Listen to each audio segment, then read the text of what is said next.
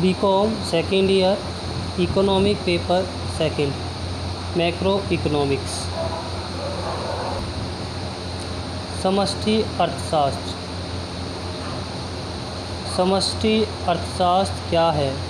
यह किस प्रकार व्यष्टि अर्थशास्त्र से भिन्न है? उत्तर: आर्थिक अर्थव्यवस्था का अध्ययन क्रय दो दृष्टिकोण से किया जाता है: सूक्ष्म विश्लेषण तथा व्यापक विश्लेषण। सूक्ष्म विश्लेषण को व्यष्टि अर्थशास्त्र तथा व्यापक विश्लेषण को समष्टि अर्थशास्त्र कहा जाता है। अर्थशास्त्र को अध्ययन की दृष्टि से दो भागों में बांटा गया है: व्यष्टि या सूक्ष्म अर्थशास्त्र, समष्टि या व्यापक अर्थशास्त्र। व्यष्टि अर्थशास्त्र आधुनिक विश्लेषण की वह शाखा है जो आर्थिक व्यवस्था की व्यक्तिगत इकाइयों जैसे खास व्यक्ति, परिवार, फर्म, उद्योग, वस्तु विशेष के मूल्य आदि का अध्ययन करता है। प्रोफेसर बाउल्डिंग के अनुसार व्यष्टि अर्थशास्त्र के अंतर्गत हम विशिष्ट परिवारों, व्यक्तिगत कीमतों, मजदूरियों, आयों, व्यक्तिगत उद्योगों एवं विशेष वस्तुओं का अध्ययन करते हैं। प्रोफेसर चैम्बरलेन के अनुसार व्यष्टि अर्थशास्त्र पूर्णतः व्यक्तिगत व्याख्या पर आधारित है तथा इसका संबंध अंतर वैयक्तिक संबंधों से भी होता है। व्यष्टि अर्थशास्त्र का मुख्य विषय यह है कि किसी वस्तु या सेवा की कीमत कैसे निर्धारित होती है। यही कारण है कि इसे कीमत सिद्धांत भी कहते हैं। प्रोफेसर शूल्स के अनुसार व्यष्टि अर्थशास्त्र का मुख्य यंत्र कीमत सिद्धांत है। एक्सले के अनुसार व्यष्टि अर्थशास्त्र उद्योग वस्तुओं तथा फर्मों में कुल उपज के विभाजन एवं प्रतियोगी गुप्तों के बीच साधनों के विभाजन से संबंध रखता है। इसके सूची विषयों, वस्तुओं एवं सेवाओं की सापेक्षिक कीमतें से है। समष्टि अर्थशास्त्र। समष्टि अर्थशास्त्र को वृहद, सामान्य या व्यापक अर्थशास्त्र के नाम से भी जाना जाता है। मैक्रो शब्द की उत्पत्ति ग्रीक भाषा के मैक्रोस शब्द से हुई है जिसका अर्थ व्यापक होता है। इसी प्रकार समष्टि अर्थशास्त्र को बड़ा या व्यापक अर्थशास्त्र के नाम से जाना जाता है। समष्टि अर्थशास्त्र के अंतर्गत आर्थिक व्यवस्था का संपूर्ण रूप में अध्ययन किया जाता है। समष्टि अर्थशास्त्र के अंतर्गत संपूर्ण अर्थव्यवस्था का अध्ययन किया जाता है। इसमें कुल उत्पाद, कुल राष्ट्रीय आय, कुल मांग तथा उपभोग, कुल बचत तथा विनियोग और कुल रोजगार की सामूहिक स्थितियों एवं अवस्थाओं का अध्ययन किया जाता है। अतः यह स्पष्ट है कि समष्टि अर्थशास्त्र में विशिष्ट मदों का अध्ययन न करके संपूर्ण आर्थिक व्यवस्था का अध्ययन किया जाता है। चूँकि समष्टि अर्थशास्त्र योगों का अध्ययन करता है अतः इसे योग संबंधित अर्थशास्त्र भी कहते हैं। प्रोफेसर बाउल्डिंग के अनुसार समष्टि अर्थशास्त्र में व्यक्तिगत मात्राओं का अध्ययन नहीं किया जाता है बल्कि इन मात्राओं के योग का अध्ययन किया जाता है। इसका संबंध व्यक्तिगत आय से नहीं बल्कि राष्ट्रीय आय से होता है। व्यक्तिगत आय कीमतों से नहीं बल्कि सामान्य कीमत स्तर से होता है। व्यक्तिगत उत्पाद से नहीं बल्कि राष्ट्रीय उत्पाद से होता है। प्रोफेसर गर्नर एक्ले का मानना है कि समष्टि अर्थशास्त्र आर्थिक घटनाओं को विस्तार से व्याख्या करता है। इस संबंध आर्थिक जीवन के प्रत्येक पहलू से होता है।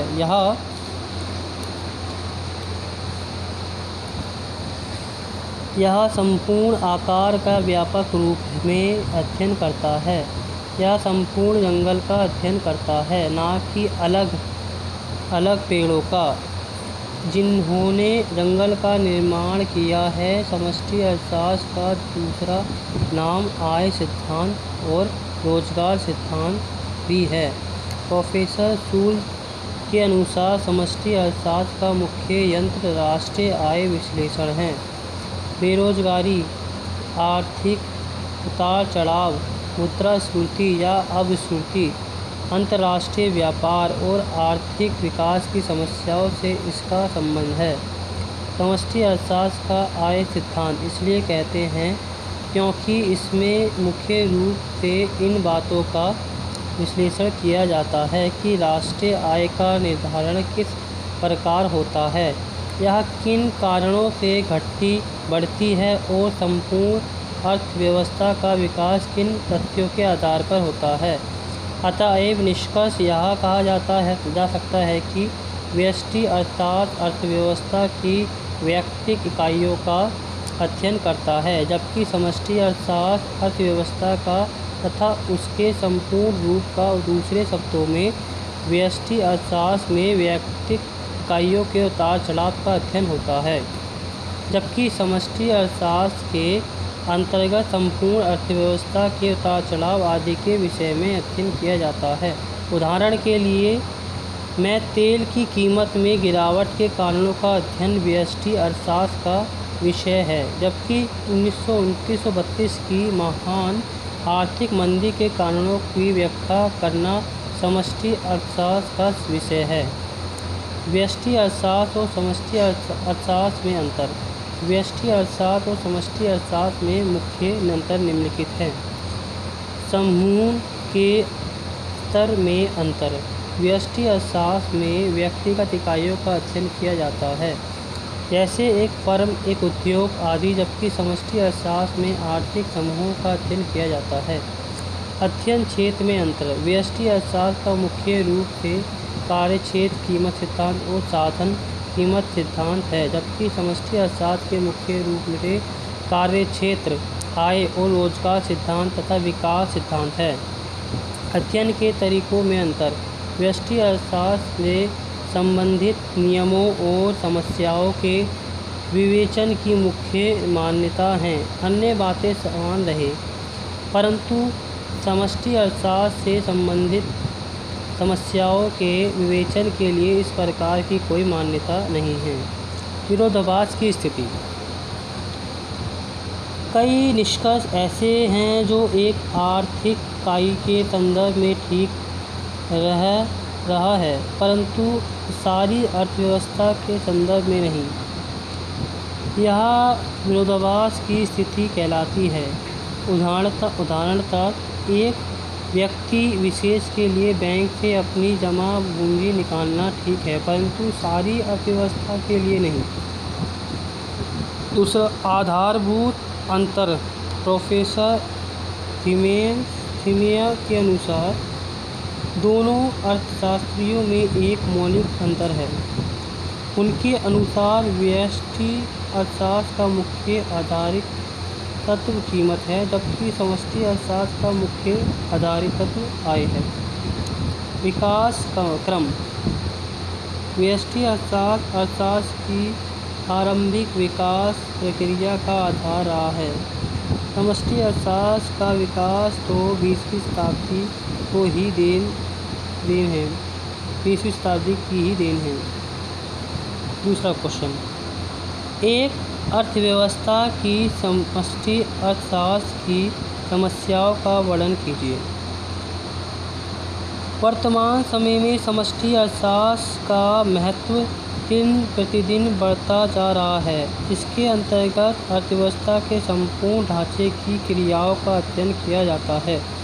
इसके अंतर्गत आर्थिक तत्वों के परिवर्तनों की असमान दरों का भी अध्ययन किया जाता है। समष्टि अर्थशास्त्र के निम्नलिखित मुख्य आर्थिक मुद्दों का अध्ययन करता है। आर्थिक नीतियों के निर्माण में सहायक। समष्टि अर्थशास्त्र विश्लेषण उचित आर्थिक नीति के निर्धारण में भी सहायक होता है। कारण यह है कि सरकार को आर्थिक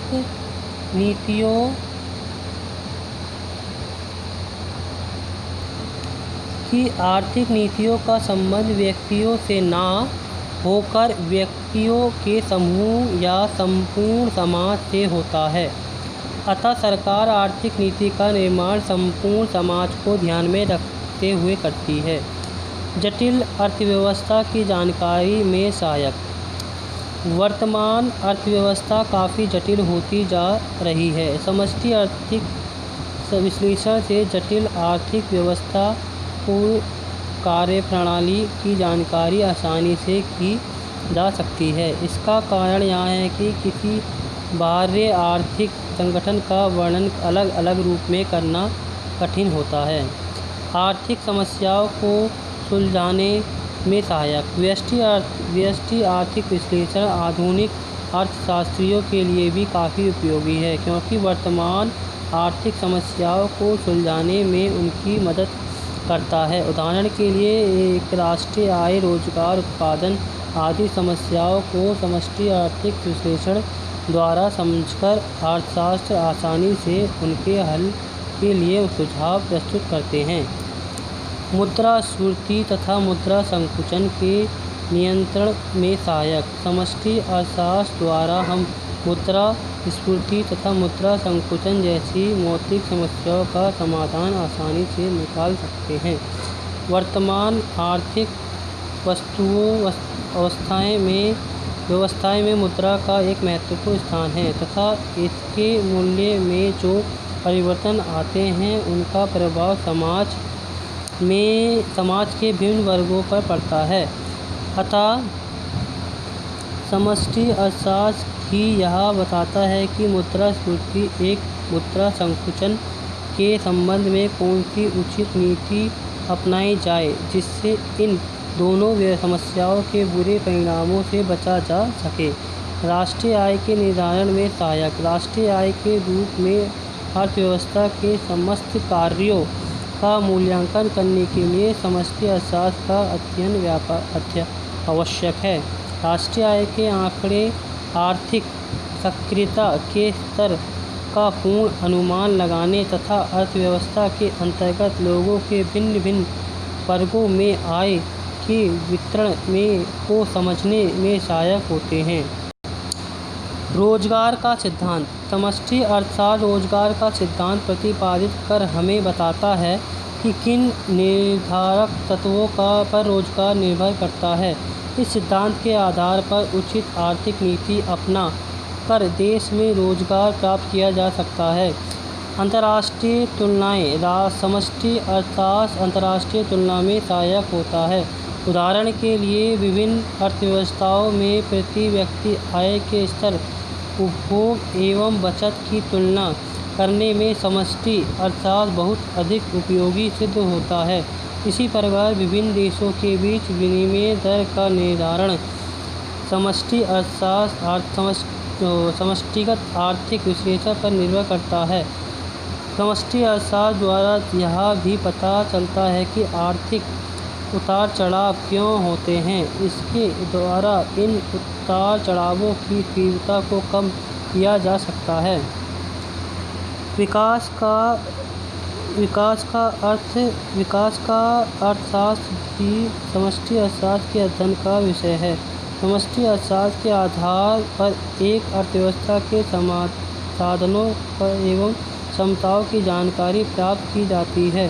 राष्ट्रीय आय, उत्पाद तथा रोजगार में कुल वृद्धि की योजनाएं बनाई और लागू की जाती है ताकि संपूर्ण अर्थव्यवस्था के आर्थिक विकास में के स्तर में वृद्धि हो। इस प्रकार समष्टि एवं व्यष्टि अर्थशास्त्र आर्थिक विश्लेषण की दो अलग अलग प्रणालियां हैं। प्रत्येक की अपनी सीमाएं हैं। दोनों प्रणालियाँ अपने आप में पूर्ण नहीं हैं। प्रत्येक प्रणाली की सीमाएं दूसरी प्रणाली द्वारा दूर की जा सकती है। दोनों प्रणाली एक दूसरे का प्रतियोगी न होकर पूरक है। अर्थव्यवस्था के समुचित विकास के लिए दोनों प्रणालियाँ अत्यंत आवश्यक है।